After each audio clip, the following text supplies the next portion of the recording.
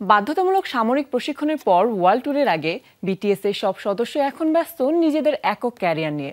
এর মধ্যে কোরিয়ার জনপ্রিয় বয় ব্যান্ডটির অন্যতম তারকা জে হোপকে বার্লিনে লোলাপালুজার মঞ্চে দেখা গেল। ইউরোপের অন্যতম বড় এই সঙ্গীত উৎসবে শেষ দিনে আলো ছড়ালেন তিনি। মঞ্চে জে হোপ, সামনে 60,000-এর মতো শ্রোতা। কোরিয়ার জনপ্রিয় বয় ব্যান্ড বিটিএস এর এই সদস্যকে শুনতে বিশ্বের নানা প্রান্ত থেকে বার্লিনে ছুটে এসেছেন তারা। মঞ্চে আবির্ভূত হতেই স্টেডিয়াম ভর্তি দর্শক শ্রোতার করতালি, তাদের চিৎকারে সরব হয়ে ওঠে স্টেডিয়াম। ভক্তদের উদ্দেশ্যে জে হোপ, হোয়াট ইফ ও প্যান্ডোরা বক্স দিয়ে শুরু করেন পরিবেশনা। এরপর টানা 90 মিনিট মাতিয়ে রাখেন মঞ্চ। On the street, killing it car, dynamite, butter সহ 21টির মতো গান পরিবেশন করেন তিনি। লোলাপালুজা শিকাগোতে প্রথম গেয়েছেন জে হোপ।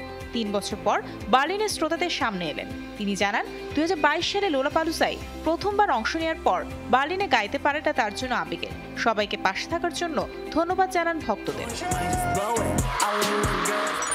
দক্ষিণ কোরিয়া থেকে 28 February hope on the stage শীর্ষক ওয়ার্ল্ড ট্যুর শুরু করেন জে হোপ। এরপর যুক্তরাষ্ট্র, Mexico, Philippines, Japan, Singapore, Indonesia, Thailand, Macau ও তাইওয়ানে কনসার্ট করেছেন। দক্ষিণ কোরিয়ার গোয়াং শহরের গোয়াং স্টেডিয়ামে সফরের শেষ কনসার্ট হয় 13 ও 14 জুন।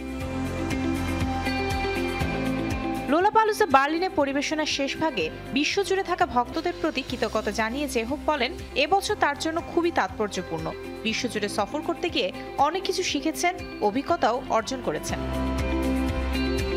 বাধ্যতামূলক সামরিক প্রশিক্ষণ শেষে বাড়ি ফিরেছেন বিটিএস এর সব সদস্য। আগামী বছরই ব্যান্ডটি গানে ফিরছে। বিষয়টি নিয়ে জে হোপের ভাষ্য, এখন থেকে আবারও তারা শুধু টিমের গানেই মনোযোগ দেবেন। বার্লিনের মঞ্চে তাই এই পরিবেশনাকে স্মরণীয় করে রাখতে চান তিনি। Mario Sen, showbiz tonight.